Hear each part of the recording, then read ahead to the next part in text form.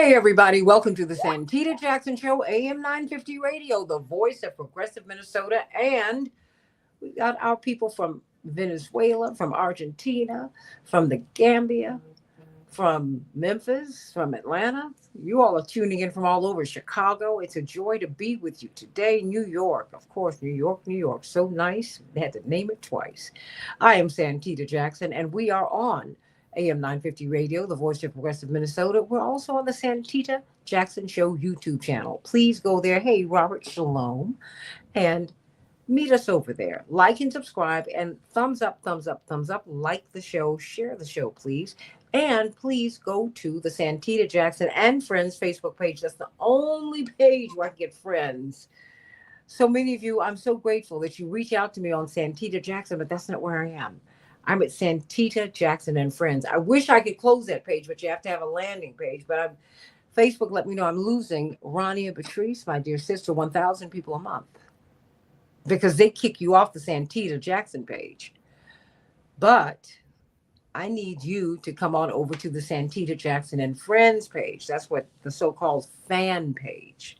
The fan page. These are not my rules. These are theirs. And that way I can bring everybody in. That's why I said, let me call it Santita Jackson and Friends, because that's what you are. Maybe I should say family. How about that? And of course, on X at Santita J. Let's get right to it, everybody. Let's get right to it. Let's talk about 2026. Many people are saying that while Trump won, Trumpism did not win. The race is really tightening up. Reverend Dr. Jeanette Wilson, Rainbow Push, and Dr. LaShawn Latrice, community psychologist. And of course, Reverend Dr. Jeanette Wilson is also Esquire. She is a lawyer. And Dr. LaShawn Latrice, community psychologist, make noise for change here in Chicago. They're doing such great work. Texas State Representative Ron Reynolds, head of their Black Legislative Caucus, and Ronnie Patrice, Democratic organizer and operative, and Palestinian American activist. We got a lot to talk about today. Because now, let me start with you, Rania. As we're beginning to get more votes in, because it takes time to count a lot of these votes, now President-elect Trump has dipped below 50%. Now, he still has a commanding lead, of course, in the Electoral College, and that is how we decide these things. But he doesn't have more than 50% of the vote now, as we hear about this mandate. He has like 49.9% of the vote.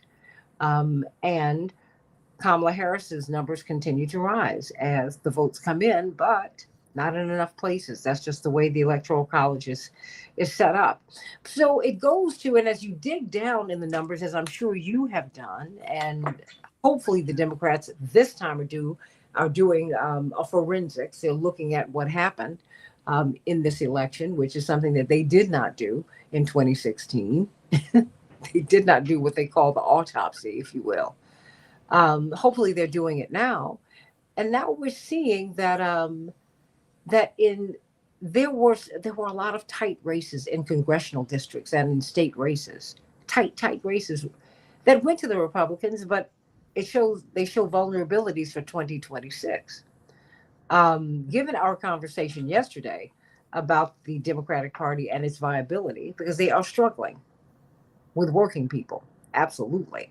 They're struggling with Black people, with the Latino community, with the Arab community, with young people. I mean, talk about Trump's base, that's their base.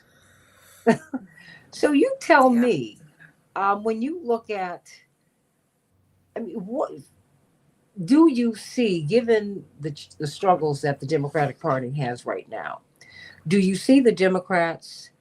Um, is there a path to victory for the House of Representatives, and why is it important to have a speaker, Hakeem Jeffries? I mean, what does the speaker do? I've given you a lot, but I know you can handle it. Yeah, I definitely think that there is a path, but it's one of those things that's that the party really has to, I hate to say it this way, but kind of find itself again. We were sort of having this crisis of personality after this last cycle where, and I've said this to you before, this is not the party that I signed up for. the party that talks about immigration in the way that the vice president did, the party in which President Biden is continuing to fund a genocide and is actively today is making phone calls to block a vote in the Senate that would essentially block $20 billion more dollars that Bernie Sanders and other senators are trying to keep from killing children. Quite frankly, like that's not the party that I signed up for. I don't Gaza. know this part. Right, In Gaza. Gaza. Yes, thank you. Absolutely, yes. And same thing with working people. This idea, and I remember, and I know y'all remember this too. Iowa went for Barack Obama twice, and then it went for Trump, and then our party went, "Those aren't our people." Immediately. But you know what was It wasn't interesting that long about them? ago. It wasn't that long ago, but I want us to frame it, reframe it. Well, frame it for people so we can go back. Because sometimes we forget. Not just inserting this here. I want you to continue. Barack Obama this was on the heels of the collapse of the housing industry. Wall Street holding us up with a 2.5-page letter from Goldman Sachs when they went to Nancy Pelosi and said, if you don't give us this $770 billion more, we're going to shut down your economy. And that came out and the country went crazy. Right?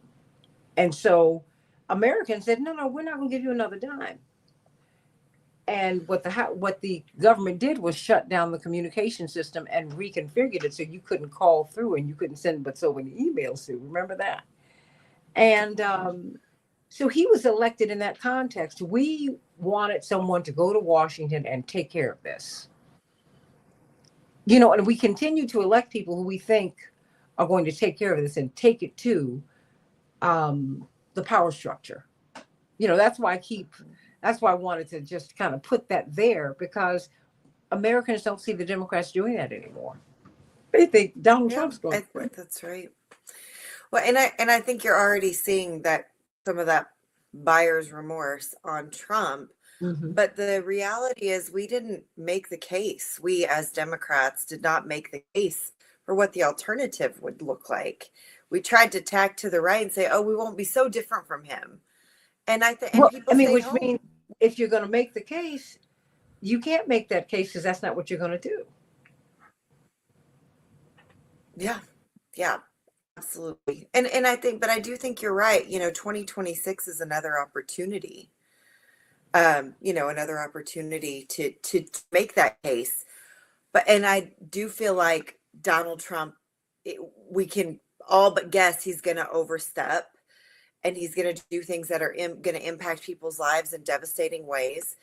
And so the reality is there's a massive opportunity for us to be authentic to who we are at our core as Democrats, as a party of humanity, and win people back. And then, if we take back the House, then what do we do with it?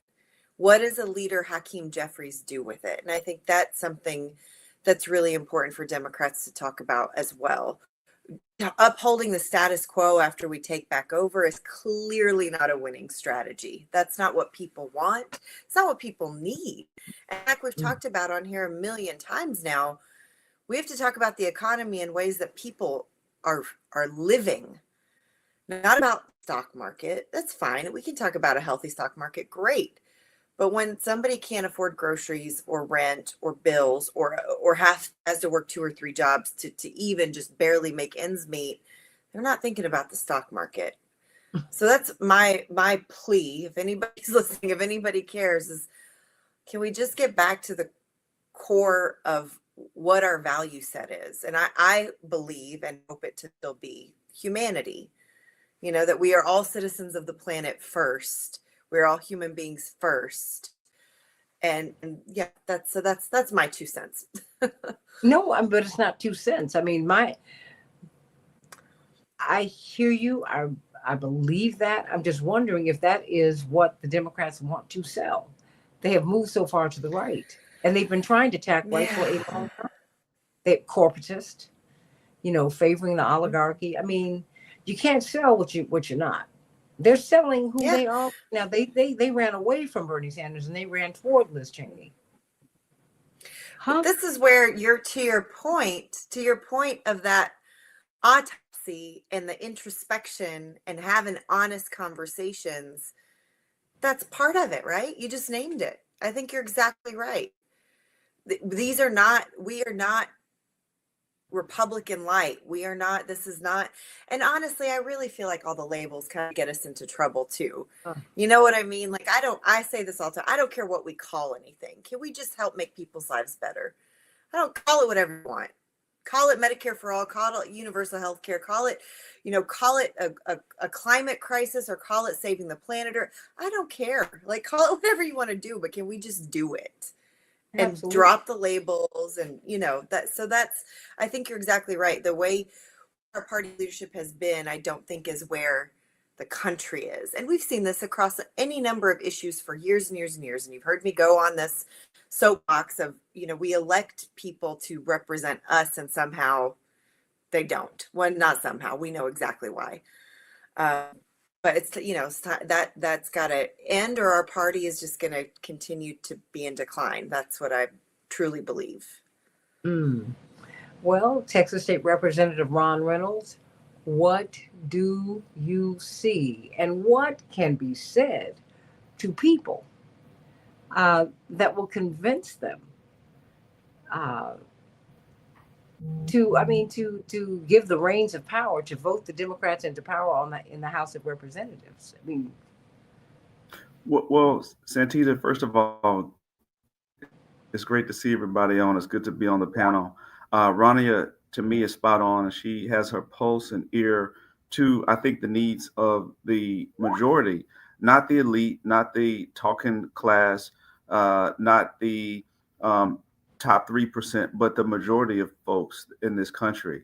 And I think the Democrats are going to have to really shift to go back to the basics, to making sure that they're protecting working families, organized labor, unions, making sure that they are listening as opposed to talking and trying to convince people that this is what you should be believing, as opposed to what's really happening. I mean, like Rania was spot on when she said the economy for almost the overwhelming majority of Americans is not based on the stock market. It's based on, inflation. It's based on wages. They're wage earners, right?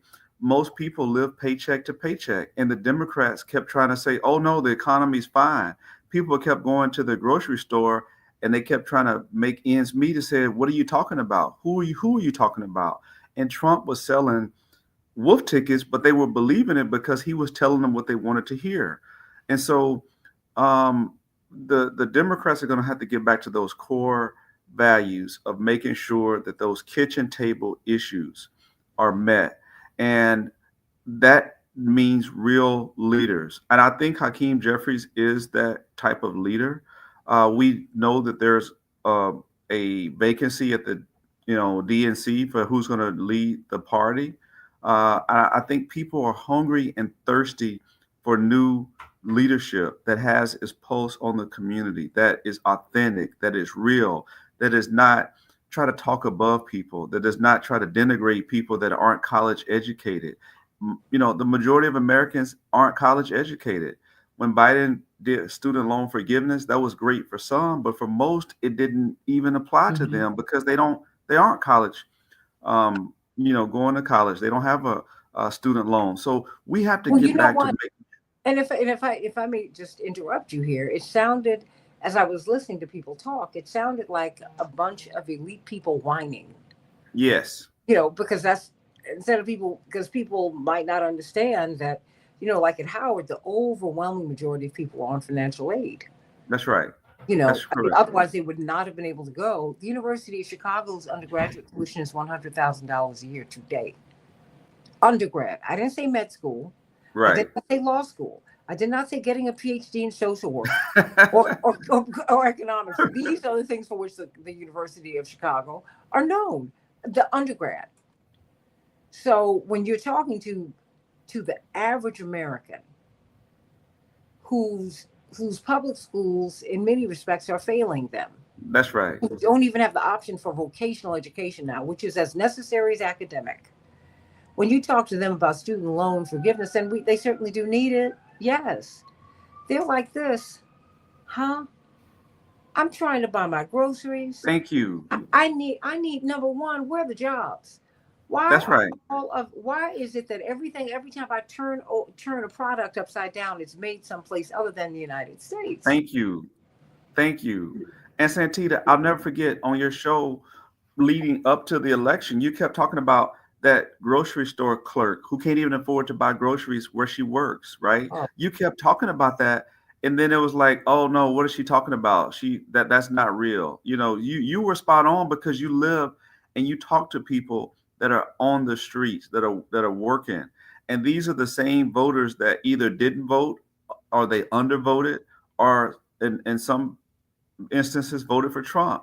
And so when it boils down to it, we have to fundamentally get back to the basics, the core basics of economics.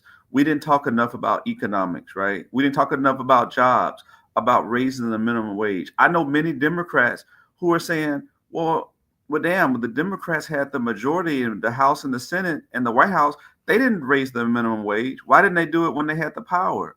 And mhm. then you kept hearing about one of the things that stuck about Kamala's message when the opposition was, well, you had 4 years. Why didn't you do it then?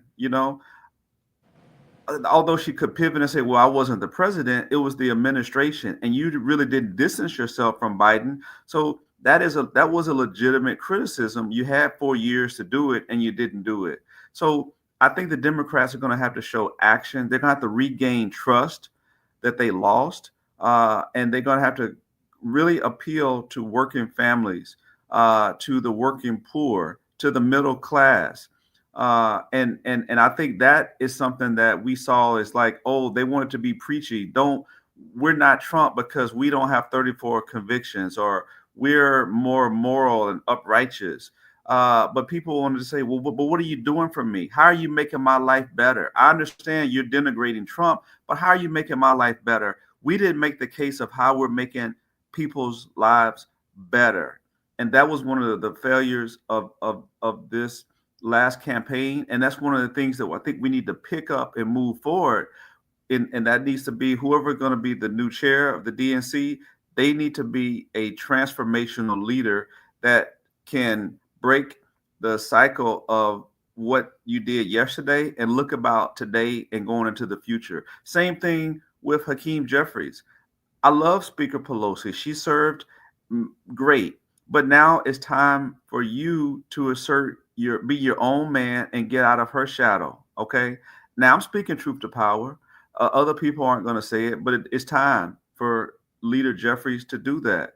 It's time for other people to step up and not continue to allow the party elites to dictate what happens. And so it's time to not drown out voices like yours, Santita, and the ones that were trying to talk about Gaza and Palestinian. They were drowned out. That was a mistake. So we need to make sure that those voices are heard and that we listen to all so that we can come up with a comprehensive plan that allows us to get back in the game. Because guess what? If we don't, this 2026 midterms will be just as bad, if not worse. So it's not going to magically get better.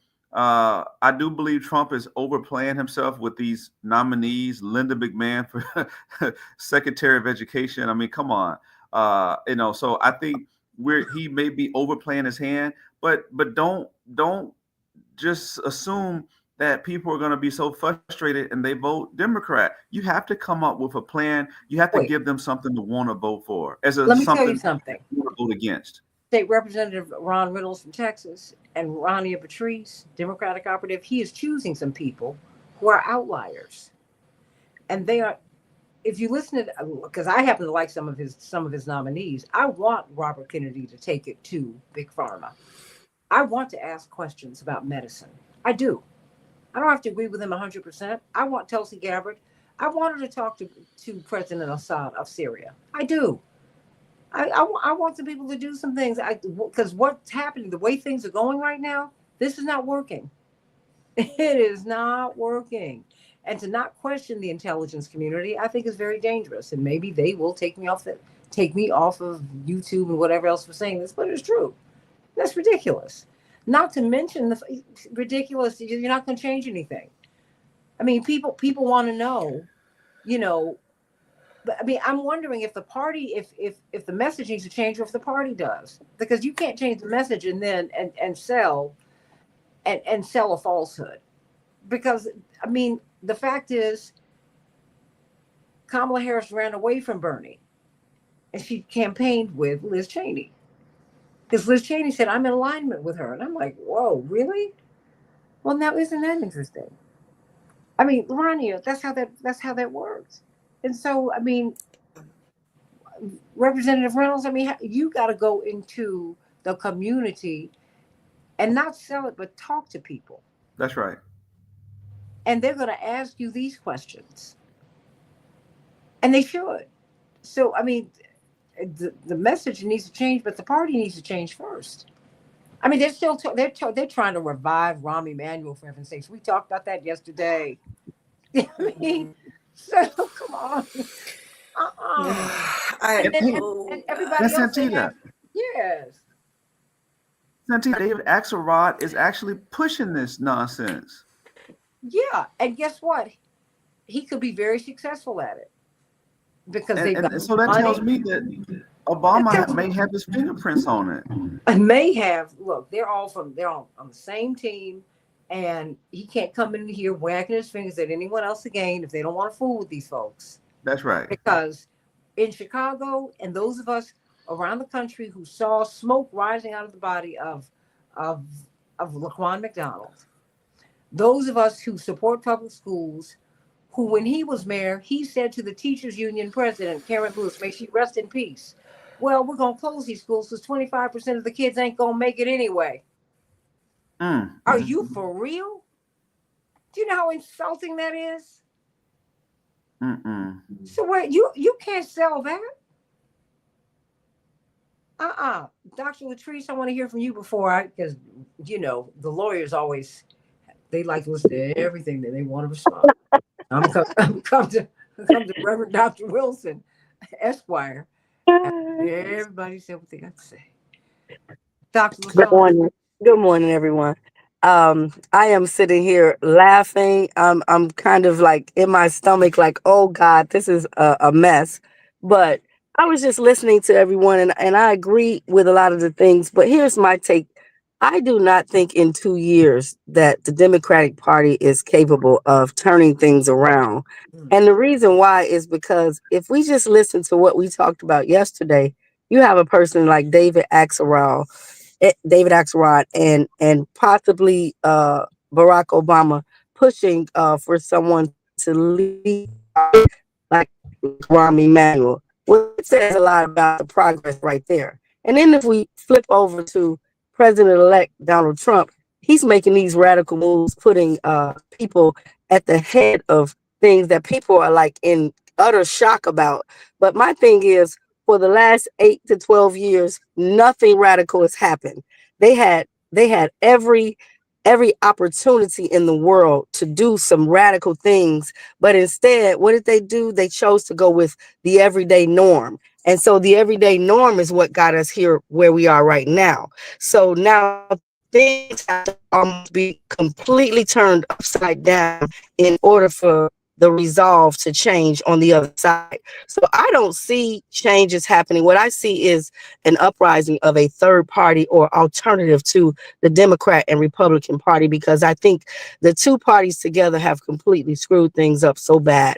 And we're searching for someone to lead the Democratic Party, yet we just pushed Kamala Harris up as the vice presidential candidate, as a presidential candidate from the office of VP. And all of a sudden now there's nobody to lead. All of this just sounds like utter chaos to me.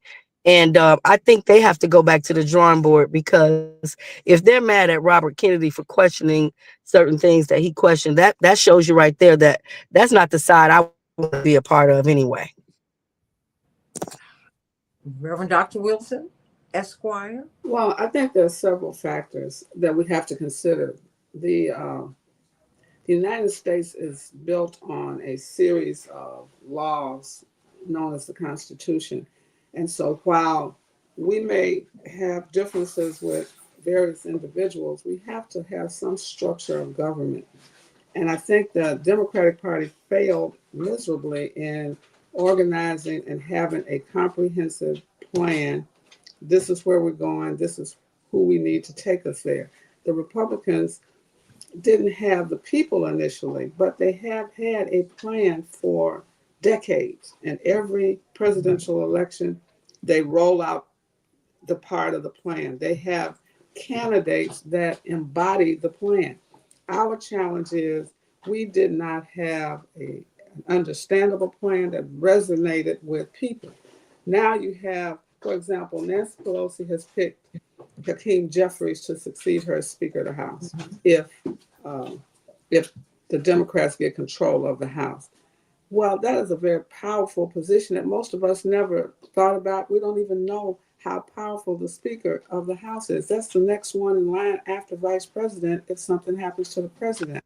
That's a very critical role. And so we have to start looking like we're playing a game of chess, and you have to know how the power of each player on the board. The Speaker of the House oversees the officers of the House, the clerk, the sergeant at arms, chief administrative officer, the chaplain. The Speaker of the House is on the building commission.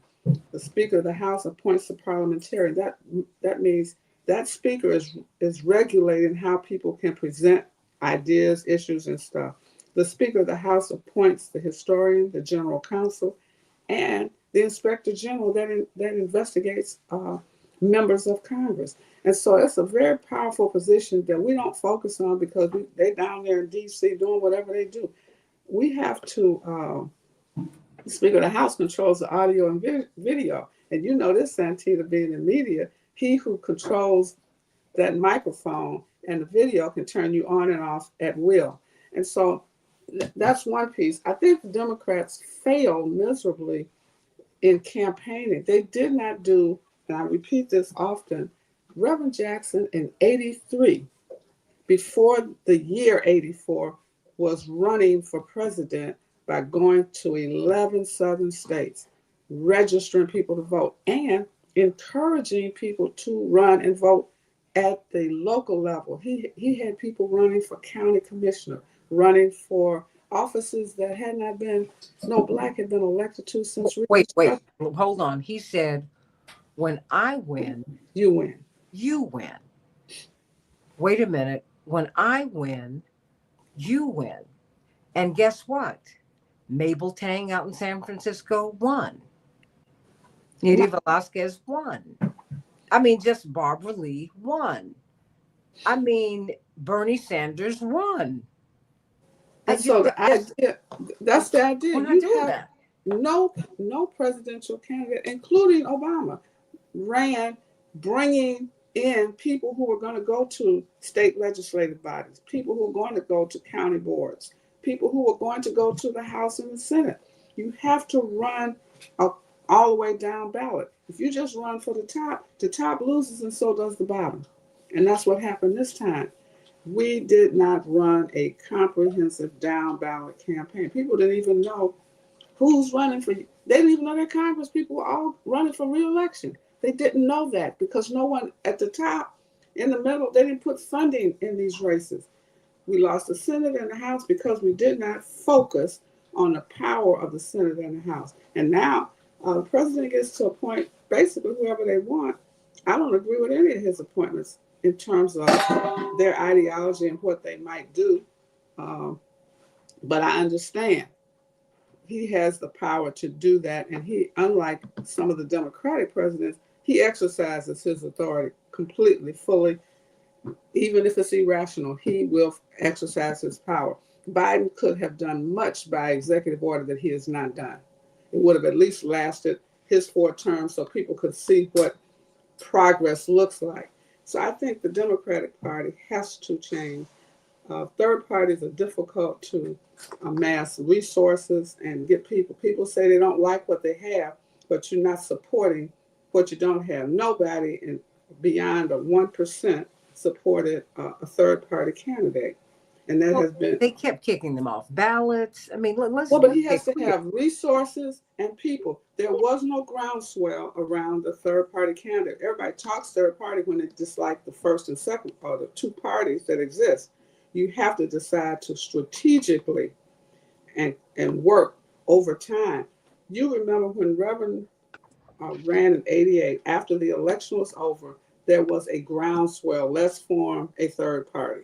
That's how we got the name Rainbow Push Coalition, because those people were ready in 50 states across the country. You have to have that kind of impetus in order to move, to change the system. I'm not saying you can only have two parties, but while you have them, you need to understand how power is moved. And I just hope that we look at this election was run by county, way down ballot.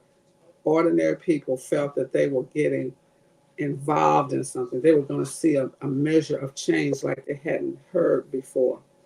You can't keep telling me we're fighting for democracy. I don't know what democracy looks like when I can't Well, pay that flew over. Nobody cared about that. Well, but that was their primary focus. Yeah, but I'm saying that's why it was, It didn't make any sense to ordinary people. It didn't the make thing any is, sense to me. I can tell you just some of the young people I know Oh, were man. profoundly insulted by Liz Cheney.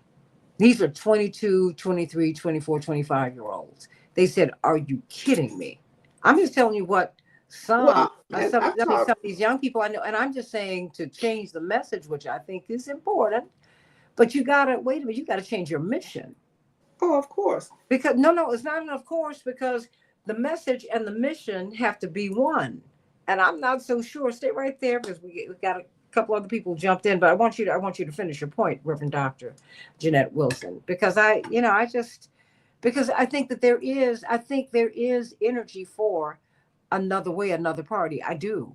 They have to be clear on the hurdles that they have to overcome. But the energy is there. We didn't see the votes come up for Cornel West. First of all, many people didn't know how to type it in, and they kept kicking. The evidence is there. They kept kicking Jill Stein off of ballots all across the country. I just think there's some energy there. I think the young people that I talk to, I have interns working for me, and one of the things they were concerned about, a number of things that they did not hear in messaging. They didn't understand how it was going to directly impact them. Mm-hmm. They were concerned about Palestine and Israel. That was a major concern on college campuses and in the streets across America. This whole idea of the border, there were confusing and conflicting messages. So I think the messaging was bad. I do not think the campaign spent a significant amount of money on concerts. Concerts don't vote. People do. You celebrate at a concert. You vote by putting money on the street. It was difficult for people to see themselves even benefiting financially in this election. People make T-shirts, people make buttons. They have to be able to earn a living during this season. When Reverend ran, he didn't make all his buttons. His campaign did not control the political industry as this one was controlled in the airways, where people are not watching television, and you're paying stars to promote you. The stars have influence over our music, not over our voting behavior. Well, because if you pay attention to the zeitgeist, we think the stars are really falling from Absolutely. now. So you're not going to listen to them the way you listen to other people. No. Lean, I hear you saying that third parties don't win political reality. And as long as you continue to say that, that just might be true. But these people might surprise you, because these young people are looking at something different. Before October 7th, the narrative on Palestine and Israel went one way. Within a week, it had completely changed. That's because young people changed the dynamic. Don't sleep on young folks. No, I think Don't sleep on people. I'm just saying, don't sleep on people and their aspirations, because people can change. I think young people, I agree with you, want change. They are the change they're looking for. Yeah. We should see more young people running for office. we should see more young people taking these positions, and because they can make the changes. And if we taught them civics, they would do it. They can make the change, and they will do it. And Yeah. I can tell you right now that many of them are looking beyond the two-party system. They are. I mean, look, it's this. I'm just saying. Look, I am a grown woman. I know that there's a world beyond me. I've got more days behind me than I have ahead, and I'm listening to these kids who got more days ahead of them, maybe, than they have behind them, and they are talking a whole different language. Attorney Mark Fancher, what say you? I mean, do the Democrats, are they able? Do you think they will be able to recapture the U.S. House of Representatives in 2026? Does the message need to change, or the mission of the party? Well, I don't care. I mean, I don't. I hope the party is destroyed. I really, I regard the Democratic Party as the enemy of oppressed people. It is complicit in genocide, exploitation, and manipulation of people who are the most marginalized, the most damned and despised. And that is its mission, to exploit them for the benefit of those who have power, wealth, and money. I don't want to be a part of that. In fact, I want to destroy it. I think the Republican Party has already destroyed itself. And to the extent that there is any continuing interest in the electoral process, I think we need to become a little bit more sophisticated in our political analysis. For so long, for generations, the thinking has been that we find a good candidate, we find somebody who's responsible, somebody who has the best interest of the community at heart. We put a lot of effort, resources into electing that person. And once that person is in office, then they're going to work miracles. They're going to create major change and benefit for the community. There are many well-intentioned people who have tried to play that role as elected officials. But what they've run into time and time again is a political reality that does not allow them to accomplish miracles for the people who are most in need. And that's not any fault of theirs. It's just that that's the way the system has been constructed. It is designed to frustrate any type of change through the electoral process that's going to mean fundamental change. In essence, revolution. Revolution and the electoral process are inconsistent. They're in conflict. They're diametrically opposed. And so for those of us who want revolution, we can't look to the electoral process to accomplish it. And so while I don't suggest that people as individuals abandon the practice of voting or engaging in some degree of political activity within that process, I also am hopeful that people will psychologically, emotionally, and otherwise disengage from it. That yes, when it comes time to vote, we look at who's running, we vote for whoever we want to vote for, but that our creative energy, that our emotional energy, that our financial resources are focused on things that we control. We don't control that whole system, but there are things that we can control. Specifically as to the Black community, we can control institution building. For all of the creativity and the energy that goes into trying to get somebody into a particular position within the Congress or something like that, imagine if that creative energy, those resources were put into trying to defend, support, and sustain HBCUs. For all of the creative energy that goes into that political thing, if we put it into developing cooperatives, independent Black schools, healthcare facilities and other things that are equipped to sustain, defend, and protect the Black community. There is a history of that. During the many years of Jim Crow, when the community was confronted on all sides by hostile forces, it had to do that. It was forced to establish institutions by and for the Black community that would protect and sustain it and defend it. And it did it, and the community did it very well. Unfortunately, we're in that place again, where we're surrounded by hostile forces. And unfortunately, many of those hostile forces are represented by the peoples by people in the highest levels of government. And so we have to be prepared as a community to sustain and defend ourselves. And that's where our creative energy needs to go, I believe. And, certainly with an eye toward revolutionary change, which extends beyond just defending and sustaining and protecting, but thinking strategically on a global basis of how to link up with, network with other oppressed communities, other countries that are revolutionary to progressive, and to develop strategies for how we can collaborate in bringing down the empire. Do you foresee that happening? Or do you think that, as some people said, that the third party um, is pie in the sky? Well, see, I do too. I think a third party is pie in the sky too. I don't think that a third party that tries to compete within the electoral process has any more chance of success than trying to work through the Democratic Party to elect somebody. That whole system is still controlled by our enemies. We need to reject it if we're looking at the serious strategies about how to bring about change. And I do think that global revolution is something that is happening. There is a recognition that power, within the empire tries to dominate and control everything, and people are seeing the links.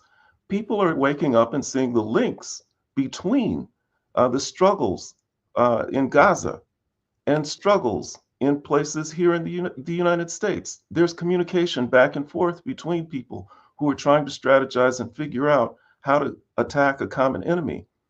In the Sahel, you've got Nigeria, Mali, Burkina Faso, who decided we come together. We have a shared enemy. The French are our shared enemy, and we're coming together. We're going to stand strong against them. And they were able to successfully drive the French military and France out of the Sahel region of Africa. We start doing that globally. When we start standing together with forces around the world that understand that we have a shared enemy, a common enemy, we can figure out how to defeat them. And it has been done before, and we can do it again. I mentioned yesterday that when the world's people of goodwill recognized that the apartheid regime in South Africa was wicked, evil, vicious, and had to be destroyed, the world came together and they transformed the apartheid regime that everybody thought was invincible and would be there forever into a pariah state. Boycotts were pursued against them. They were isolated. They were marginalized to the point that finally they had to surrender and say that we can't sustain this anymore. We can turn Israel into a pariah state, and ultimately we can turn the U.S. Empire into a pariah. And when I say U.S., I'm not talking about attacking the people of the U.S. I am completely 100% loyal to the people of the United States because, by and large, despite the massive confusion that exists among the population in this country, at bottom, most of them mean well. But they are manipulated and exploited and oppressed by other forces, by powerful forces that they don't know, that they don't understand, and they certainly don't control. And that's everybody's enemy. We all need to join together to attack them, and there are ways to do it. John Nichols, The Nation magazine, 2026. And the voice is here. Rania Patrice and Texas State Representative Ron Reynolds, Reverend Dr. Jeanette Wilson, and Dr. LaShawn Latrice, and Mark Fancher, Attorney Mark Fancher. They represent, to me, the spectrum. We're seeing, with the cratering of the ratings of cable news and legacy media, that we're not being heard. And so for people who think that Attorney Mark Fancher and Dr. LaShawn Latrice are way out there somewhere, no, they work with people every day. Mark is dealing with these cases. But John Nichols, what say you? I mean, we're seeing now that President Trump's numbers have dipped below 50%. He's at like 49.9, 49.8%. Still has a lead, but you can see some vulnerabilities in some House races at the very least. Oh, yeah. Look, this is the thing to understand. Our media so controls our conversations in the United States. Mhm. Not our personal conversations, not the conversations like what we're having right here, but it so kind of shapes our sense of possibility that an awfully lot of people think everything was settled on election night. That's never how it has worked from the founding of the country. Back, 200 some years ago, they voted in September because it took 2 months to get the results to Washington. And so what we need to understand is that we're in the midst of a long count. When that long count is done, what it will show is this: the majority of Americans did not choose Donald Trump as their candidate for president. The majority of Americans chose Kamala Harris and a number of third-party candidates, right? And it's interesting we're having a discussion about third parties because it's important to understand they're a part of this process even now. They're not as realized because they're locked out of media, they're locked out of debates, but they're there and they're working and they have potential in many, many places. Bottom line, though, is Trump did not win a majority of the votes that are cast. And here's the other thing that's interesting. Kamala Harris, at the end of the day, will come within about 1.5% of the vote. Trump's vote. She will have lost, but she will have lost by less than any challenger to someone who won since 2000. And it's a significant reality that Kamala Harris actually ran better than the vast majority of second place finishers in American politics. That's not to talk her up. I've got huge numbers of criticisms of her campaign and things that she didn't do right, starting with Gaza, but also including outreach to working class people of all races and backgrounds. But the notion that Trump has a mandate, that he has the ability to do whatever he wants, that's simply not true. He has the office and he has the right to do whatever he can, right? What is best. But if he doesn't do what is best, we, the people, have a great responsibility to challenge, to oppose, to object. And this is going to be a dynamic time. Part of that dynamism, though, has to be a reshaping of the Democratic Party. The Democratic Party is not a functional political party at this point. Now, Republicans aren't very much either.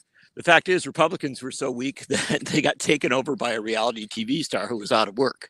Yeah, but hold on, John. Doesn't Yeah. that speak to a collapse of this duopoly? Absolutely. Well, doesn't necessarily. It could. It I mean, could. I'm putting forth the possibility because people, the plurality of Americans, and it's becoming a majority, are sick of both of these parties. 100%. And that's writ large. That's actually the interesting reality of this conversation we're having. The Democrats will come back, should our democratic structures survive, the Democrats will come back very strong in short order by 2026. That won't be a particular problem. We have countercyclical politics. When one party is in the midterms, the other party usually has a strong showing. I suspect that Democrats are in very good position to retake the House, et cetera, in 2026. However, what will they do it as? And that's the big question. Will the Democratic Party reshape in a way that makes it something different and better so we don't live in this cycle forever, right? Of, a degenerating Republican Party, an unfocused Democratic Party, ricochet results, but without much progress for the people. The thing that I would report today, and that I think is really significant, is that our friend Jim Zogby, who has been on the right side of history for longer than I've lived, and who was so central to the Reverend Jackson's campaign, first Arab American to address a Democratic National Convention, key figure on the DNC for decades. He is running for vice chair of the Democratic National Committee. He's actually trying to take things over, and obviously, he won't be the sole person taking it over. There'll be a chair, there'll be other vice chairs, but he's trying to get in there to have a real influence on where it will go. That may or may not be the right response, right? People will say, well, you go in, you go out. That's all good. But I'll tell you this. In my experience of Jim Zogby over many, many decades, if he can win this position and get himself into a leadership spot in the Democratic Party, at the very least, we'll have a truth teller in there. And whether he can succeed in moving it, boy, I've written books on how hard that is. And so I'm not naive about it. But certainly that is evidence of a recognition that the Democratic Party is simply going in the wrong direction.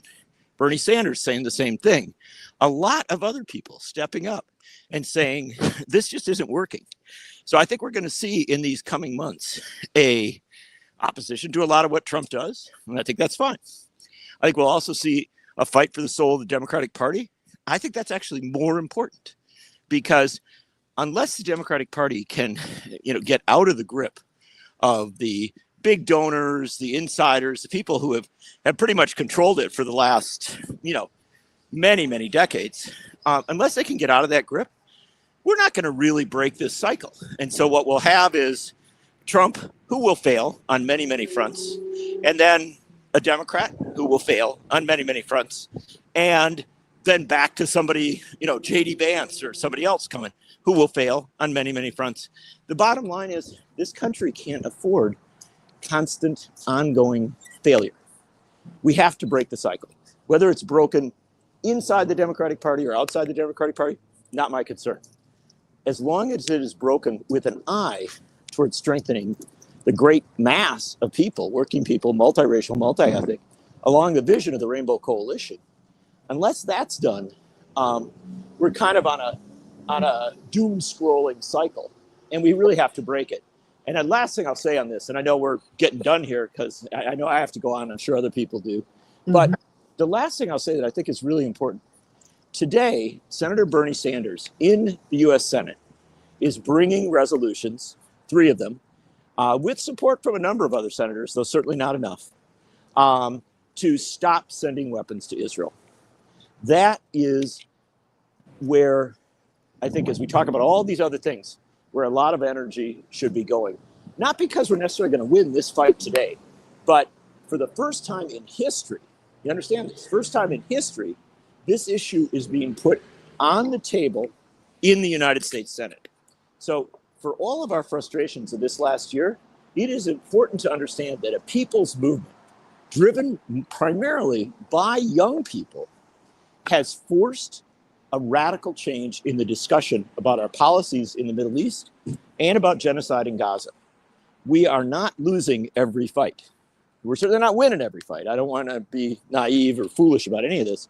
But the fact is, movements are making things happen. And once we realize that, then our only question is, how much more do we want to do, and how do we want to focus to make all of the things that we believe in happen? Because as Reverend Jackson taught us, it is not beyond the realm of possibility.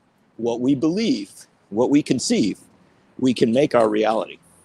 Absolutely. And that goes for being life beyond the Democratic Party, life beyond the Republican Party. I mean, I think that we're just about there. I mean, and I want to see a Dr. Jim Zogby in power, more empowered. That having been said, I want people's voices. I look at other governments and I see different parties and I say, why not in the United States? Well, you're exactly right, Santita. If we're supposed to be a free and open society, people should have the option to be whatever it is that they want to be. That does not, as long as it doesn't hurt anybody. Right. George Washington told us about the dangers of a two-party system. He said it will lead to tyranny, and that's where we are.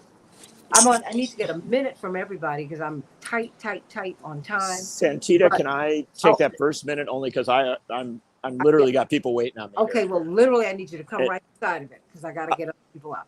All right, let me do it very quickly and say I've been listening to the conversation for the last half hour. This is a super important conversation. We need to amplify the things that are being said here. My only thing I would leave with is a question of, I don't care whether it's the Democratic Party or a third party. I think what we really need is multi-party democracy with a lot of voices coming in from all sorts of directions. But that voice of the independent, progressive, economic and social and racial justice, peace, and save the planet left needs to have a party. Whether it's the Democrats or something else, it's got to be there as it is and for what it stands for. And so I'm sympathetic to all the efforts to change our politics so that what we believe in and talk about on this show is central to our next election. Absolutely, because more than the democracy is at stake, because democracy is something that we've been moving toward. The republic, Ron Yes. Priest and John Nichols, in the panel, the republic is at stake. People don't believe in our institutions. They don't.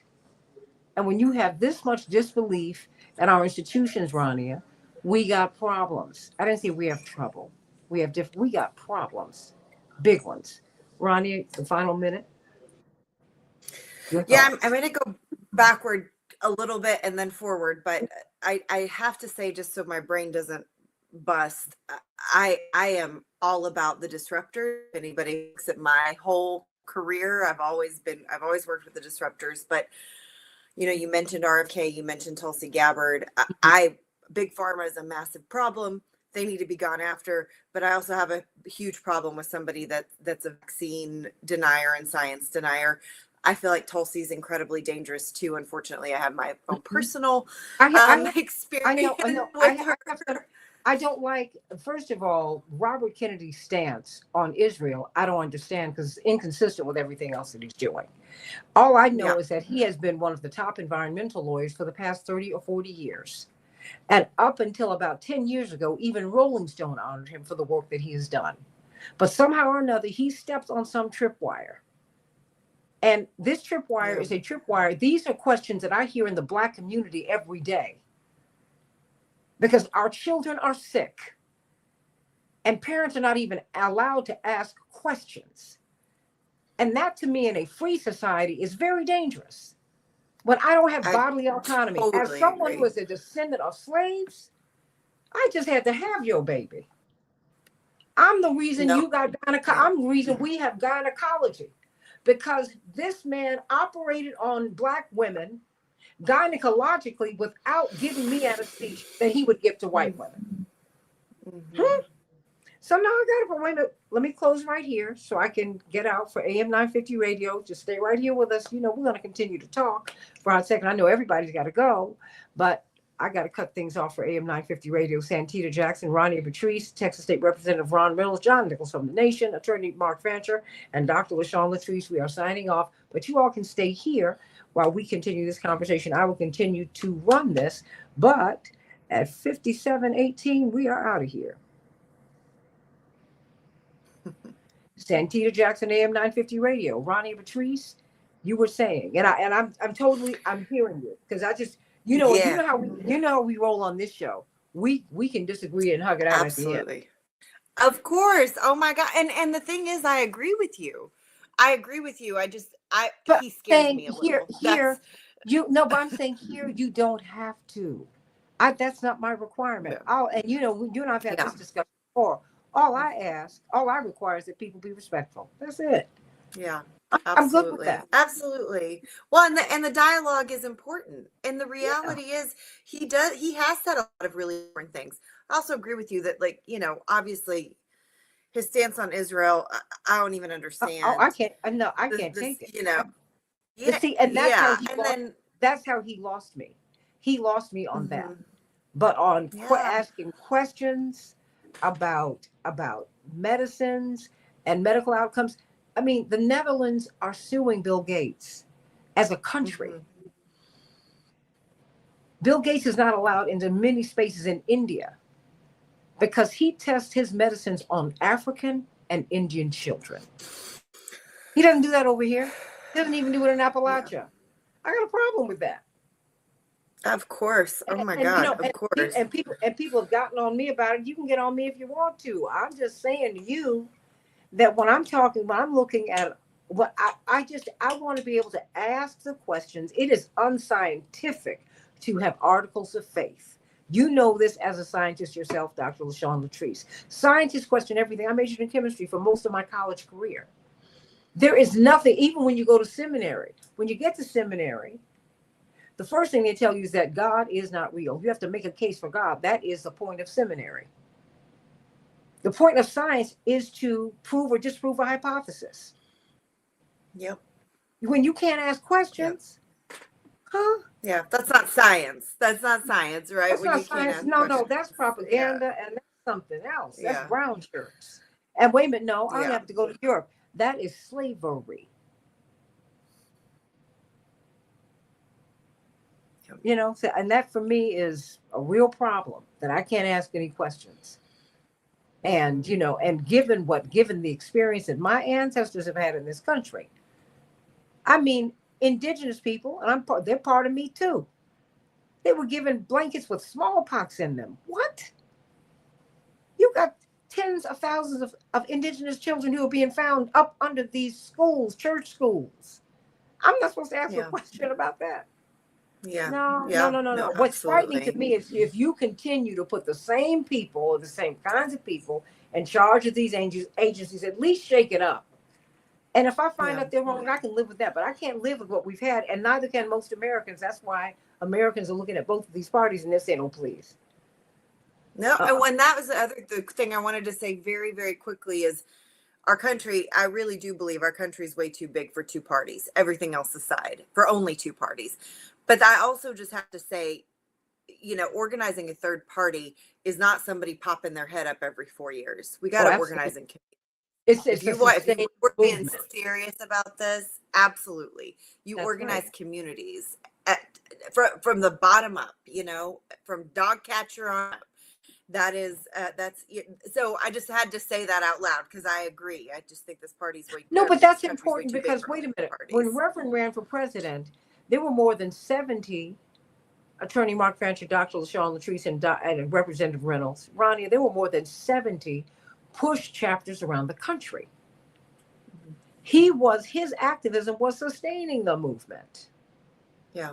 So we had a network that was out of this world. So when we were doxxed, because the same people are coming for people who are fighting for Palestinian liberation today and Israeli justice and Israeli security, they came after him first. Yeah. Because he reset the conversation in America on that. We had a no talk policy. You could not mention the term Palestinian. Yeah. And he had the nerve Yeah. to take it to the presidential stage. How crazy Yeah. was that? No. It was the right thing to do. I just know he's a man of tremendous courage. And I'm not talking about my daddy. I'm talking about, you know, these are just facts.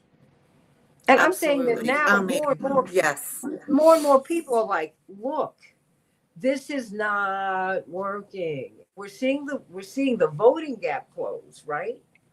The votes close between Kamala and President-elect Trump. But where he did get a mandate was that he got more votes in most places. He did the same thing that he did in 2016. You can't fly over states. You might call them fly over states, but if you don't come by here, my lord, you ain't gonna get the votes. And not every state is winner take all. Some states is district by district, and that's how he won. In Absolutely. the And meantime, that's how you organize. that's how you organize. Yeah. That's why I'm just trying to say, wait a minute. None of this stuff is beyond the realm of possibility. Absolutely. People thought that fighting for Gaza was beyond the realm of possibility. We now see that that is absolutely untrue. I mean, it just changed overnight, and we need to be ready for when things change, Rania. Overnight, they can. You will blink, and you got a Montgomery bus boycott, and in just under a year, you blink, you got Emmett Till. 3-4 months later, you got Rosa Parks, who said, as I thought about Emmett, I wasn't going to move to the back of the bus. That woman told me that. And a year from then, the Supreme Court said, no, we're going to break this up, that this is not going to work. And the movement was off and running. And it just, you had to roll with it. Dr. King had just gotten this big church. He was set to become this big preacher. I mean, he was an academician. He could have become the president of any university. I mean, he could have had a very comfortable life. And he could have made a lot of money. He was on track for that. The movement took off and he had to keep on going. And that's all, folks. Rania, I'm just saying we have to be prepared because things change. And I fear that we're holding on to a model that our young people have turned their backs on. I mean, and they won't listen to us if they don't think that we're authentic. I mean, we can change our Absolutely. message as Democrats all day long. You know this because you're having the fight Yeah. inside the party. But if they don't change their mission,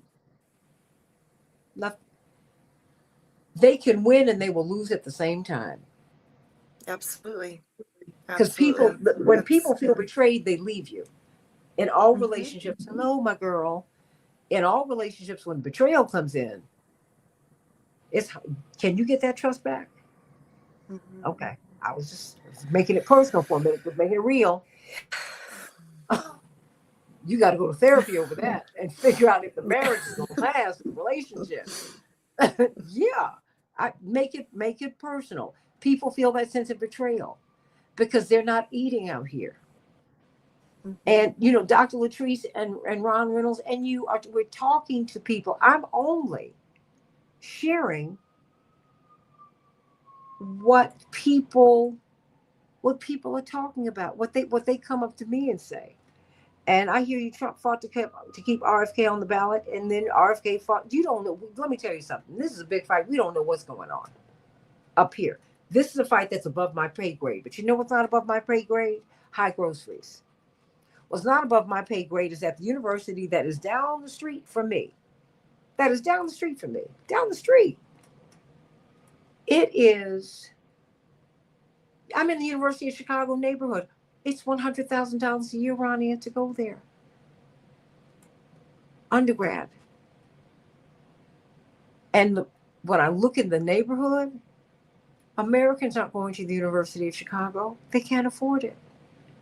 And I'm not begrudging these international students who are here. But it makes you wonder what's going on. And Americans are asking those questions. Oh, my sister, I'm going to get some closing thoughts from each of you, but you just help me to understand what we're looking at. I mean, you tell me.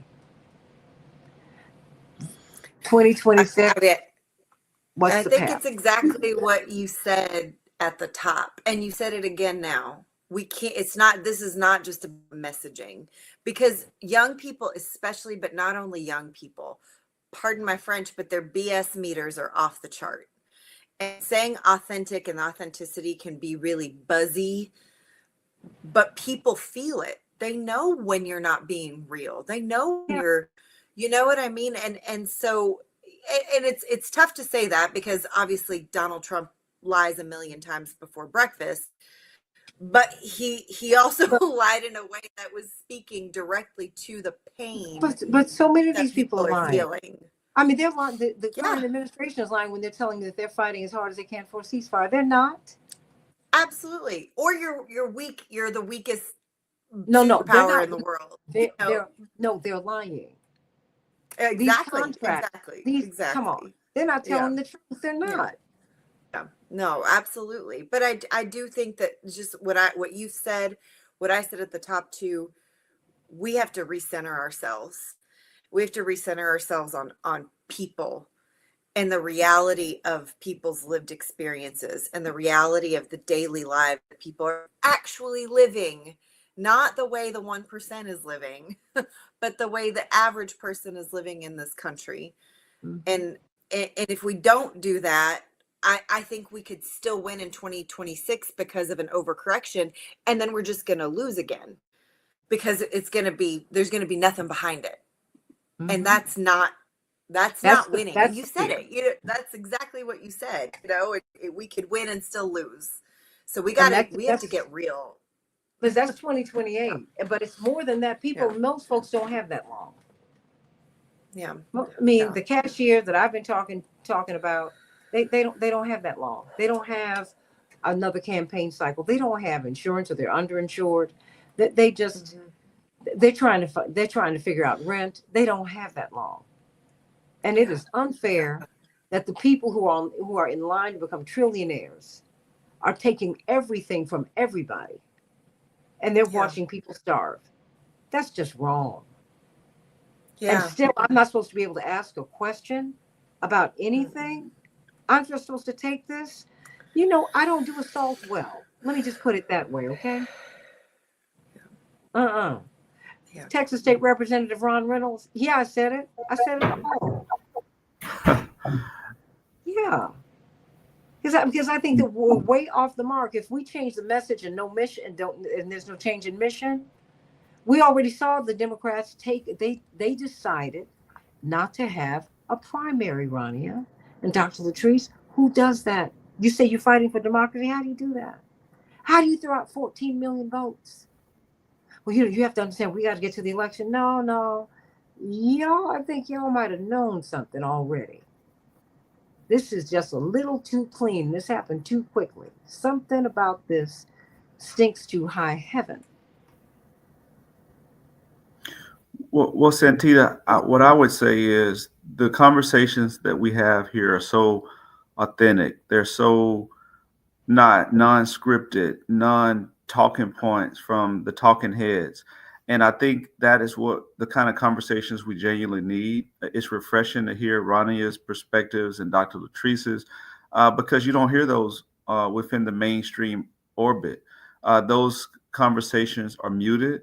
Those conversations are a critical part of the post-mortem that need to happen. And I'm so excited that we're actually having this, but it's not new. It's just real because now we see, as we just had the election, that what we were saying made sense. What we were saying was validated, right? Because they wanted us to believe that everything was hunky dory. This election was going to be a blue wave, and that we would see not only Kamala, but we would see Hakeem Jeffries as Speaker and a Democrat majority in the Senate. And the only question was, would it be razor thin in the Senate, or would we win? So yes, I think that this is a great time to continue to lean in on it, and making sure that we don't back down. I'm a little apprehensive about third party conversation because I don't really see a path right now. Mm-hmm. That could change in the future, but right now, the structure is two-party system. Mm-hmm. And the Democrat Party certainly is the only party right now that can withstand the onslaught of the Republican Party. It won't be a third party. It won't be necessarily an independent. So with that said, I think it's incumbent that we make the Democratic Party what it needs to be, Mm-hmm. and not what it is now. And I do think that there will be some reorganization. I think there will be some retooling. I think it's a time for new leaders to emerge with bold ideas. And one of the things, Santita, I want to say this finally, that you said that made sense. I didn't even think about it like this, but I may not agree with Trump's picks for his nominees. That's his prerogative. I may not agree with him, but you know what I do like, and what I just kind of light bulb went off when you said it? I do like the fact that he's thinking outside the box, that he's willing to go big, that he's willing to go bold. I don't remember the last time Democrats went big and bold. They go safe, and they go, like everything is so, poll tested, right? Everything is so, it has to be so perfect. Everyone that they nominate has to be so squeaky clean.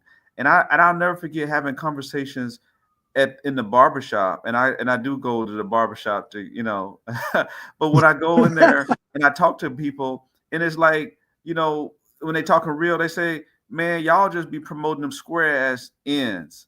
That's what just real talk. They say, I want someone that's real, someone that I can relate to. And then they say, Trump, man, he real, man, he real. That's the kind of conversation I was hearing. And I thought it was just outliers, Santita. I didn't know it was like, this is what people are saying, but that's what people were saying. And in more and more communities, this is the mainstream conversation. Yes, We've been outlined. yes. Give me some more real people, some people that aren't perfect. Well, I ain't perfect. This is a class conversation too, because we're talking about the difference between upper class people and working class people and poor people. Yes. Okay? Upper class people who might get to the White House, who might get invited to the dinners, right? Who might be here and there. We're willing to, let's work it out because you don't know how close we are. Oh, no. Right. No. Most people are not there. Right. Let's be very clear. Yeah. Because the elite conversations that most of us tend to have without even knowing it. Right. Most of us, you can get onto the floor of your state capitol. Most of us, I'm still getting frisked while you're on the floor. Thank you. Okay. Thank you. So you got a whole different set of life Right. options and perspectives. Most of us get there and we forget. Right. It's the people in the barbershop and in the beauty shop Those are the majority, right? who, And who so catching hell, paying they are. their medical bills, who They are. don't. Do you know how many people resigned because they didn't want to take let's say said treatment, lost their jobs? Yep. I'm gonna leave it right there. I mean, And let's get real about this. Robert Kennedy had the biggest book out last year. I mean, it just sold 1 million copies. No one sells 1 million copies of books anymore. I'm not just making a case for him. I'm just saying, y'all, you got to read the tea leaves. You got to listen to people. Stop. We need to stop not just talking at people, but talking down to them, because that's how they interpret it, and that's really what it is. I know something you don't know. You know what you right. just right, but the smart people, they might say, no, you know something I don't know. Right. So let me hear you. That's right. And they're saying They don't know what the divine nine is. that's right. They don't know. They don't know. And they don't. They're not enamored with a Ivy League degree or pedigree. That don't mean nothing to Ivy them. League, Howard, Yeah. Spelman, They don't. They Morehouse, don't. They like FAMU, you know. North Carolina A&T, Delta's They don't care AKA, about none of Sigma. that. They don't People care don't. about that. They're like People Sigma. don't What? care what you know until they know that you care. And so I think we got to get back to those basics of being genuine and being true and not, trying to be perfect and everything has to be, you know, like a Norman Rockwell painting. People are rough around the edges. People like someone with a little edge on them, right? They want someone Yeah. that's more relatable, that's more understandable, there's more you can have a conversation with on the kitchen porch, right? And shoot the what with, just kick it with. I think that's what we're getting away from. We're getting too elitist and too corporate, and I think that is because we have leaned in at the top on the donor class that happens to be millionaires and billionaires, and they're dictating the party apparatus, and that needs to fundamentally change. And I think that's what we're seeing right now is that we're going through those growing pains where we have to make some real changes if we're going to regroup for 2026. We're seeing it happen. Many of us Yes, don't want to see it, but it's happening. it's happening. It's happening. You can say what you want to about third parties. I hear you. It's already happening. It's happening by the votes that the Democrats did not get. That's right. That's right. Okay. It's happening by people going to the booth and they're like, no, I'm gonna skip the top of the ticket. I'm gonna go That's right. it. Yep. And I'm gonna vote. I'm going to cherry pick the vote. I'm gonna vote for people I recognize and I like, and I'm out. That's right. It's already happening, y'all. That's And right. and we're supposed to be models on England to an extent. They have many parties, and you know what? What they end up doing is a little bit more mature than we are. You have to form coalition governments because everybody has to be heard. When you have the kind of government that we have right now, this structure does not work because people do not feel heard, and all it does is make us antagonistic toward each other. Yes. Because I win, you lose, ha ha ha. No one does that. I'm from a family of 5 kids. My parents I knew sometimes you were absolutely right.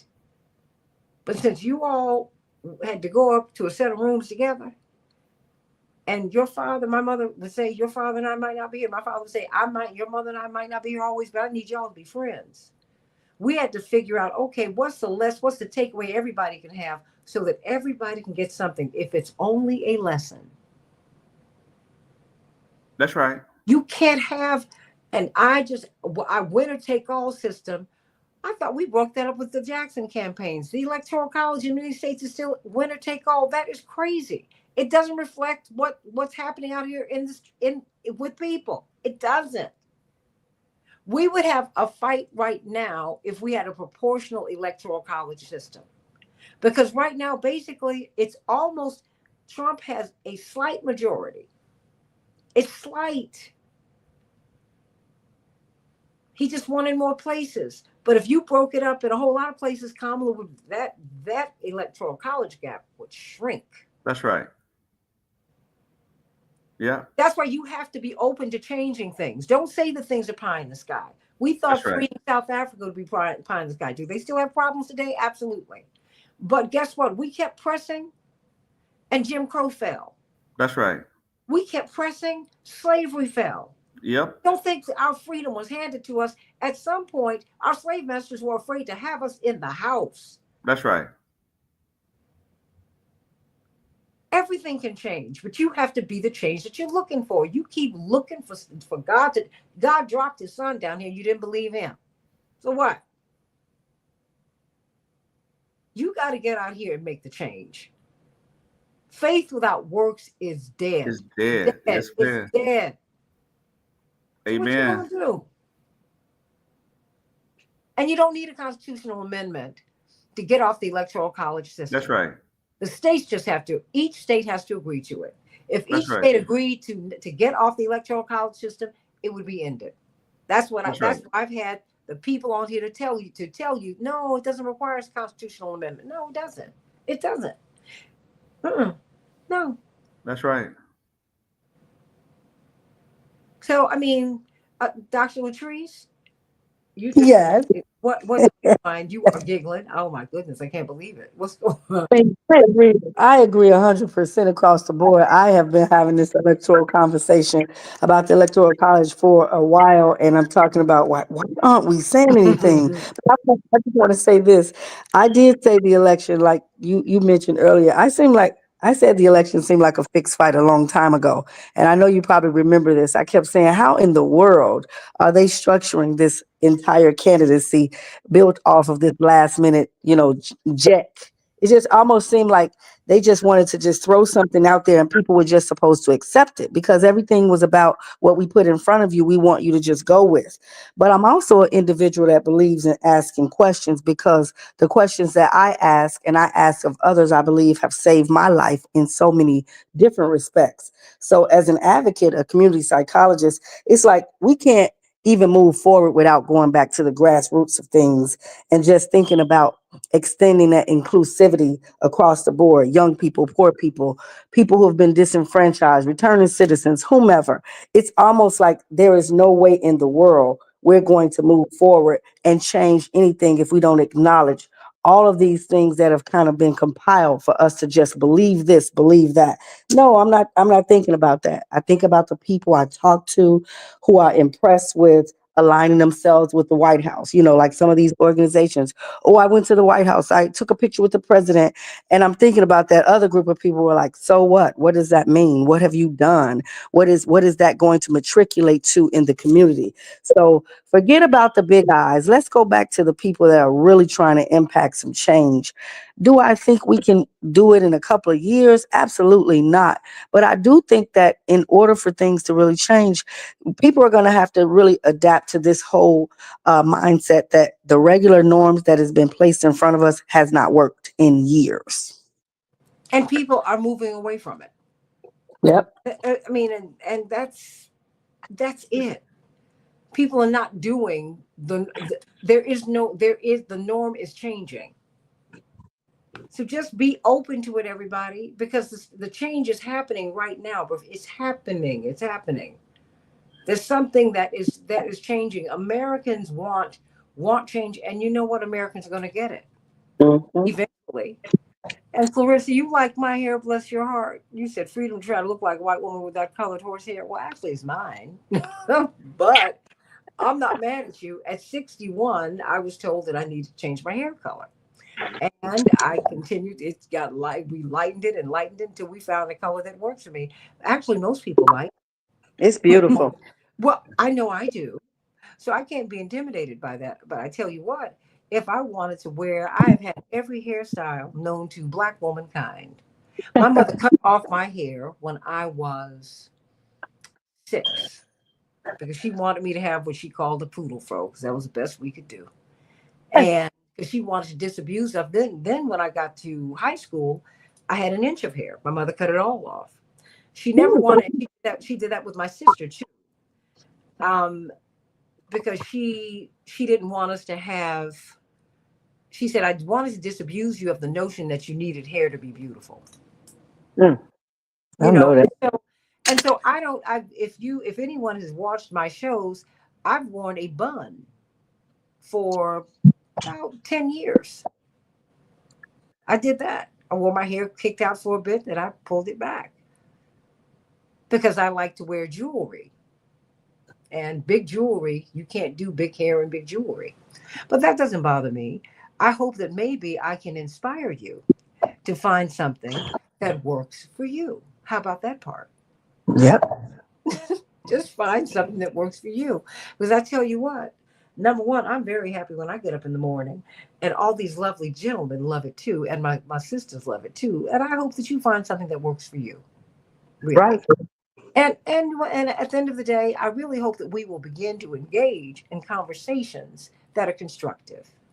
And the only reason I addressed you, Clarissa, is because you were trying to be cruel, and that's beneath you. I hope that you will be big and that you will want to build someone. Hope you will do that. You know, it's easier. What did Frederick Douglass, to paraphrase him, he said, you know, it's easier to build a child up. Wait a minute. It is hard to build a child up who has been torn down in their youth or in their childhood. It's just, I'm paraphrasing him. We don't need to do that. Right. You know, we don't need to do that. We really don't need to do that. And if I wore a full-on wig, it would be my business. I know that's right. Because that's what they're for. But I hope you find something that's going to please you. Really. And if you're going to take the time to type and to send a message, my pastor, Reverend Evans, used to say, if you must whisper, whisper a prayer. If you must talk, talk to God. And if you shout, shout hallelujah. Just be kind. That's all you need to do. Because what you just said here printed will live forever. And it's more a reflection of who you are and where you are. And I pray that you will be lifted. Because on the day that you are lifted, you will regret being unkind to anybody. You know, just because it's unnecessary. It's unnecessary. And we are seeking to have elevated conversations, and I invite you to stay. I hope you will stay here. I do. But being like a white woman, no, I don't need to be that. Because number one, I can't out-white a white woman, and she cannot out-black me. I am not ambitious to be white. I'm ambitious to be the best person I can be, and that's the best human being that I can be. First. Mm. And then everything can follow from that. No, no, honey. As a grown free woman, Clarissa, I can do whatever it is that I want to do. When you go to Africa, and I've been going since I was 7, you see me and everybody else. I go to Brazil, I go to South America, they don't want a passport. They don't even ask me for one. Because more blacks were sent there, and we come in every iteration. I've got a group of 6 great aunts, may they rest in peace, who they were red-haired women, my Aunt Claire, my Aunt Addie, and my Aunt Gloria, blonde-haired, blue-eyed women, and they were natural blondes, as I am not. They look like white women, and they were just as black in their politics. But could they help their lineage or their white father? No. Or their white forefathers before them? No. So I don't do that. I don't need, my politics are too black for you to question that. And if you look at me down through the years, I've had every hairstyle known to personkind.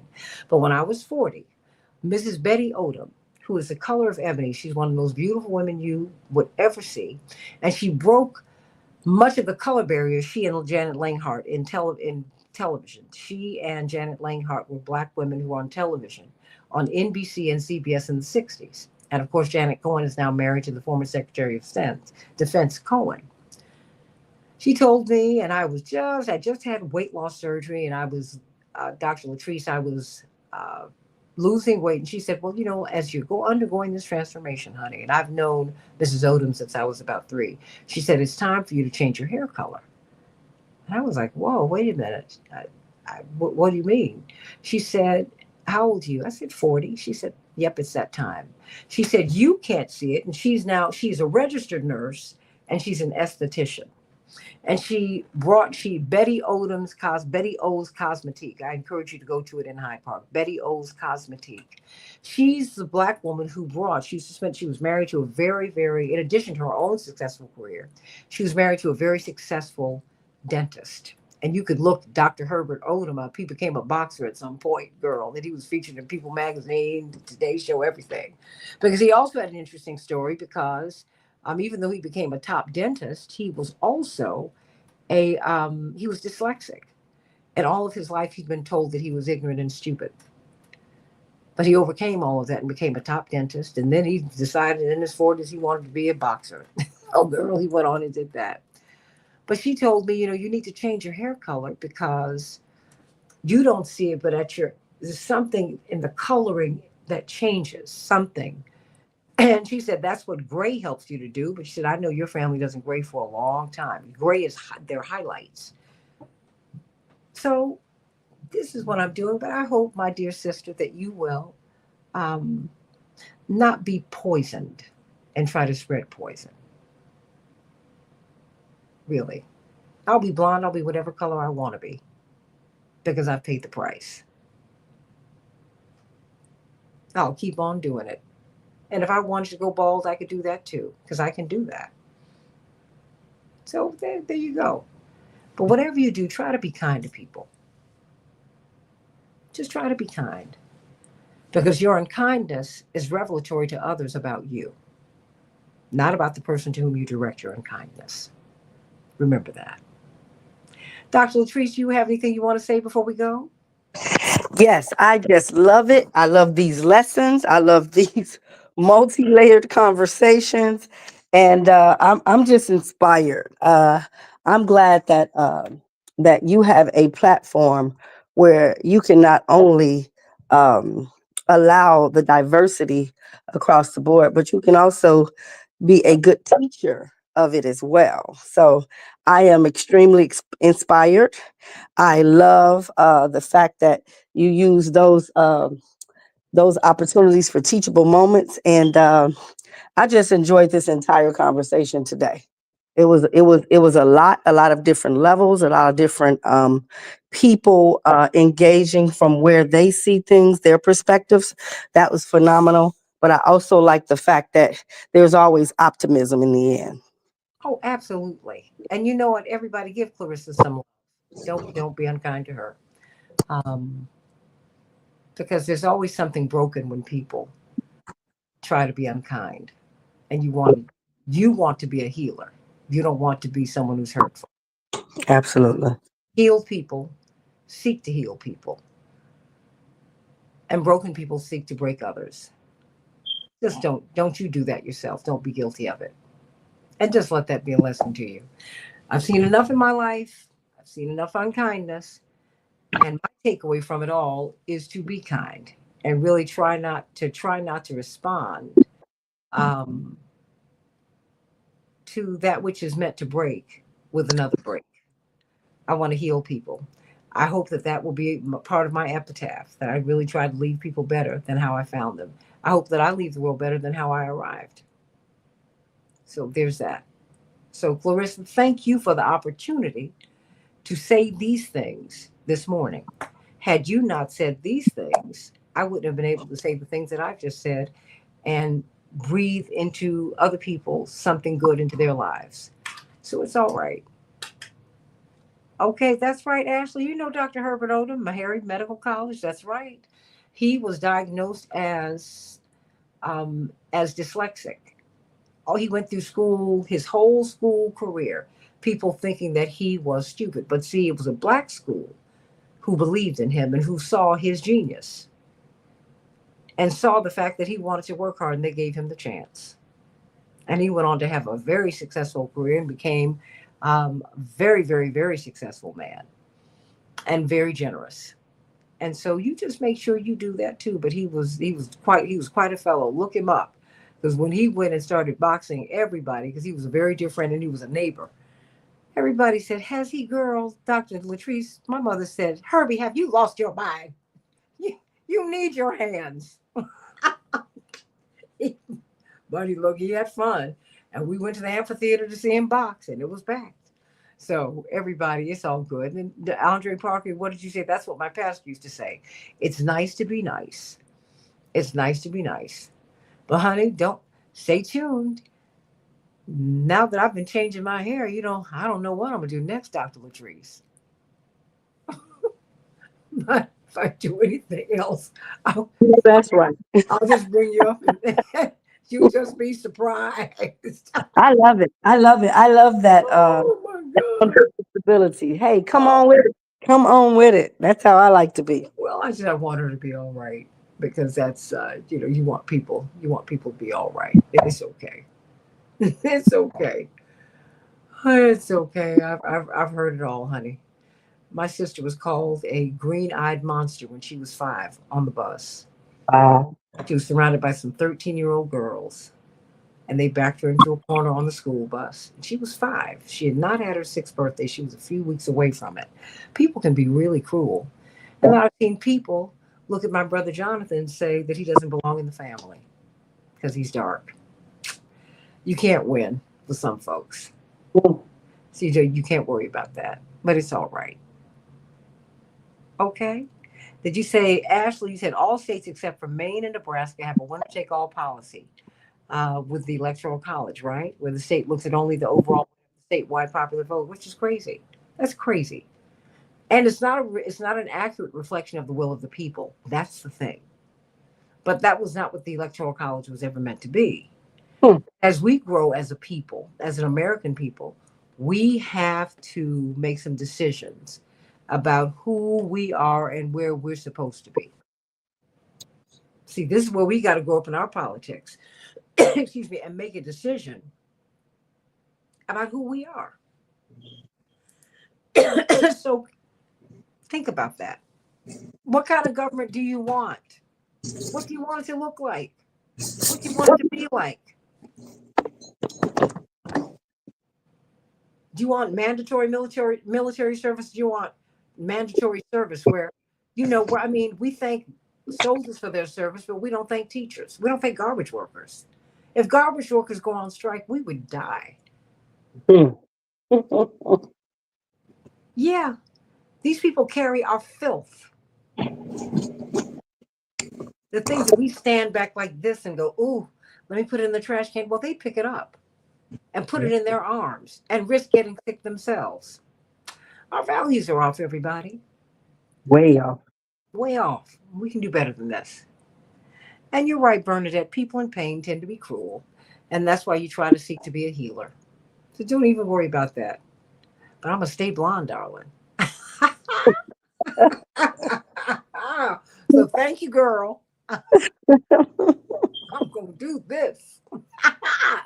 And thank you all for your support. But like I said, give Clarissa some love. After all we talked about today, that's your takeaway. Oh, come on now. you got, come on, girl. You got to give me something else. Oh, wow. You got to do a little bit better than that. Come on now. Because I'm an old G and I'm a real one. How about that part? No, don't be fooled. I am a real one. Bring it all on every single day. People have been threatening my parents and my family's life all of my life. There's nothing you can say that can hurt me, at least not for long. And there's nothing you can say that can break me, at least not for long. Nothing. And I know enough about God to know that it is my responsibility, as my grandmother Helen used to say, may she rest in peace. When you know better, you should do better. And I know better than to respond purposeful cruelty with the same. So now, Clarissa, my sister, I need you to rise up and be the big person that I know that is inside of a little person that is holding you back and down. You're bigger than that, better than that. And I know you can come on up. And let's rise up together. I love you, Dr. Latrice. Love you too. Do you have anything you else want to say, Dr. Latrice, the psychologist? Just want to say that it's an honor and a pleasure to be a part of your show. I do not take it lightly. I don't take it for granted. And I thank you for just allowing voices from all over to balance the scales. I really appreciate that. And I think if we move forward with these politics in that manner, listening to voices from the grassroots on up, I think things can change tremendously. Absolutely. I mean, and we have got to do that because this is what we're being called to do. We're here on earth at this time to heal.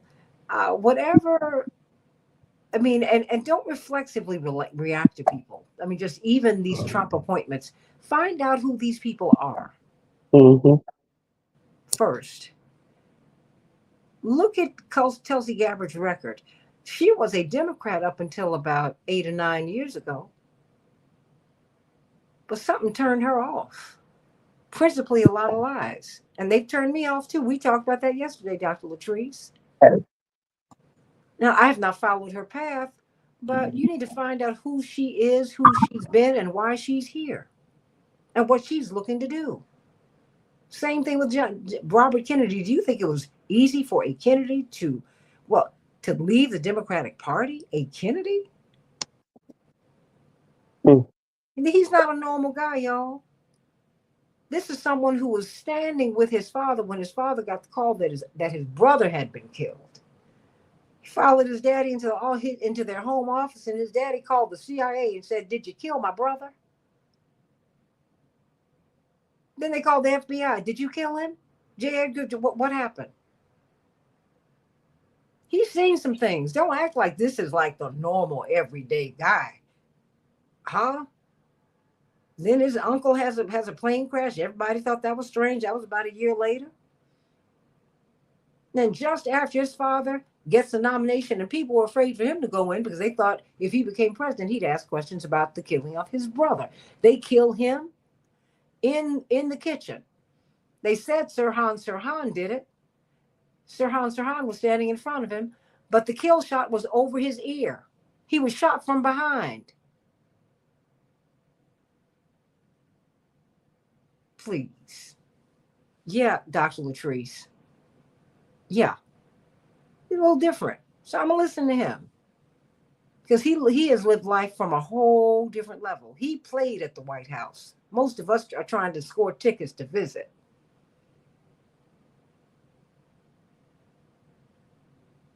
So yeah, I'm going to listen to him. Absolutely. And y'all know a lot of strange things have gone on, but we have been intimidated into silence. Intimidated. And we need to stop that. If we're going to be free, look, you either going to be slave or free. Now you make up your mind what you're going to do. I don't do plantations well. I don't do slavery well. Me either. Okay? So let's ask some questions, everybody. And let's get with the program. Oh, I love you, girl. Love you too. And we are all good. That's right. Well, I Man, mean, yes. and be open to asking questions. And then if you come up with another set of answers, that's okay. Or if you, I mean, but you got to be open. It's unscientific not to ask questions. And I'm speaking to a scientist right now. Isn't that what you do? Don't you prove and disprove theories and thoughts? Absolutely. Absolutely. I mean, aren't you always doing studies? Because Yeah. And that is what keeps us living. That's what keeps us growing. okay, because you're always studying, right? And then you say, well, we used to think this, but now we see this, and so therefore we do this. Isn't That's that right. okay? Change. Absolutely. Okay, because that's scientific, right? That is scientific. Okay, I'm just so nothing that is breathing is nothing that is living is going to resist growth or is not going to grow. You got to grow, and you got to ask questions. Even if you arrive at the original postulate, the original idea, ask questions. Ask them. Ask them. Always ask them. Always ask them. And continue to watch that vote count because the vote continues to close, but what does not close is the gap between in that electoral college. That has not changed. Hmm. But and the reason Trump is moving everything around is because he's been there before. And guess what? Biden was moving things around when he went in. That's how the game is played, y'all. It's Yeah. not personal.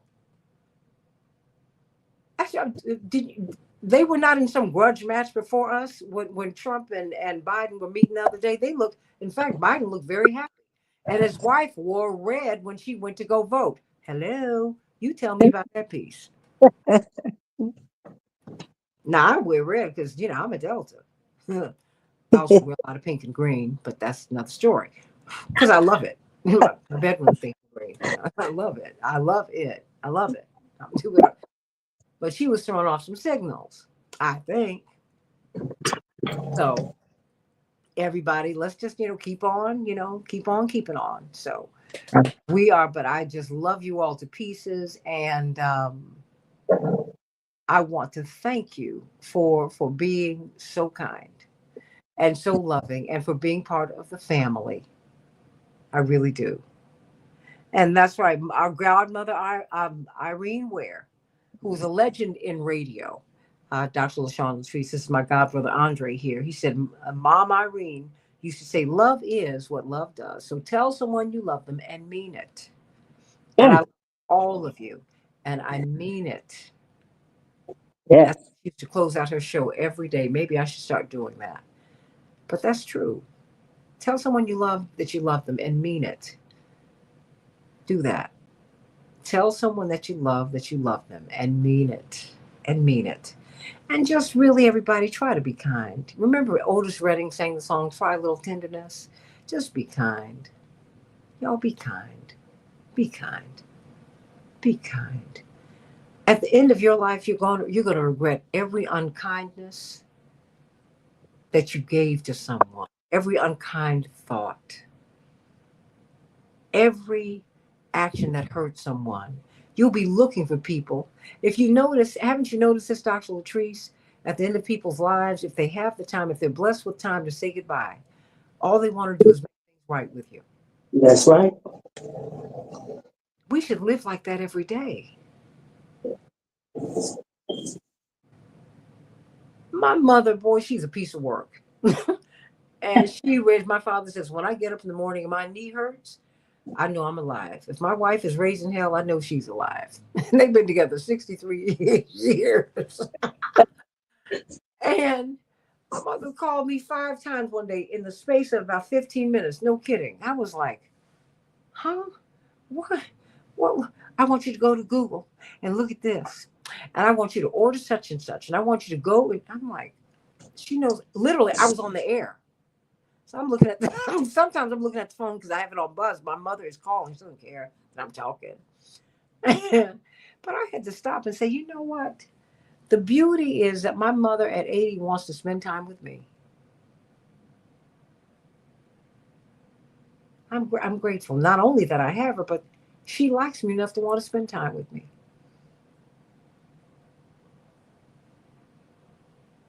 And I thank God for that. What's your Tuscaloosa Creek? Our people must recognize we are the indigenous, aboriginal, copper-colored, native Indians, aka colors, because we, the American Indians, in 1926, whites tried and failed to pass an amendment called the Pocahontas Exception to reclassify whites to colors for our native ancestry and blood. You're right. It's called the one drop rule. Absolutely. Therefore, colors means we are Indian by blood. We're everything. So in 1988, why did Jesse Jackson change our copper color from colors to African Americans? Let me tell you what happened. I'll explain this before I go. We have been going to, the first time my parents went to Africa, they took me, and it was in 1971. And Dr. Latrice, in fact, we were on the trip with Whitney Young. The second leg of our trip took us to Nigeria, and Whitney Young died on that leg of the trip, interestingly enough. And in all of his travels to Africa, and he's been going, and he is received as a son of Africa. He is received when he goes to the Middle East. They see him as a son there as well. But he's seen as a son of Africa. And he has seen down through the years the disconnect between Black people in the United States and Africa and Africans. Every time we get on the plane to go to an African state, we would be the only blacks on the plane. You might have one or two Africans on there. And haltingly, white people would walk up to me. They'd want to know who I was. They wouldn't ask me who I was. They wanted to know, what is Jesse Jackson doing on the plane? What is he doing on the plane? What does he want? I'm like, well, we're going home. Well, you can't be going home. No. Now these folks, many of them live in Zimbabwe because they're still the colonizers and they're living over there. And everybody who comes here, they're Italian Americans, they're Greek Americans, and they're proud of that and they celebrate that. And it keeps them connected to their countries, their foreparents' countries of origin. And so they advocate for their countries of origin. So when their countries are in trouble, they go to our government and our government gives their countries of origin money. Right? That's how we got into a world war, which was essentially a European war, with Japan thrown in. And so it came to him as we would have many of these leaders stay with us in our homes and we developed relationships with them. And we saw that they wanted to relate to us and they wanted us to know that we were brothers and sisters and we were family that had been separated. He said, we need to have as much of an identification with Africa as Europeans and others have with their homelands. You're not going to see an Indian American, someone from East India, from the real India. You're not going to see them disconnect from India, or a Pakistani American, or an Italian American. They don't disconnect. They embrace that. And I am clear on the difference between a foundational Black American, which I embrace, those of us who are descended from slaves on these shores, and an African American, which puts us with the diaspora. And Black people need that. So I think it's a both and. It's a both and. It's a both and. And you're right, Africa is a continent and not a color. And it's also much bigger than many of us have even known. Much, much, much, much, much, much, much, much, much, much, much, much bigger. You can fit the United States, China, and so many countries inside of Africa and have a landmass left over. So, yeah. So I'm African American and I'm also Black American. So I don't have a problem with all of that. And I'm clear that I am a mixture of a whole lot of things because that's part of the American experiment. And when you get to Africa, they will tell you that. That's cool. But but my politics are Black, I'm Black. Boom. That's it. Blonde hair and all. It could be red, it could be pink, it could be blue, whatever. It could be straight, it can be curly. It can be nappy. If Mariah Carey can be blonde now and call herself a Black woman, then please, come on, y'all. Let's get real. Stop picking with each other over petty things. It's just petty. Dr. Latrice, my mother said every time she had a child, it was chef's surprise. She didn't know what was coming out. And she did get some surprises. But we all looked alike, but we had different phenotypes. We had different phenotypes. So, well, let me grab this and we're going to get going. I love you, girl. All right. Love you too. Bye-bye. All right. Love y'all. Bye-bye.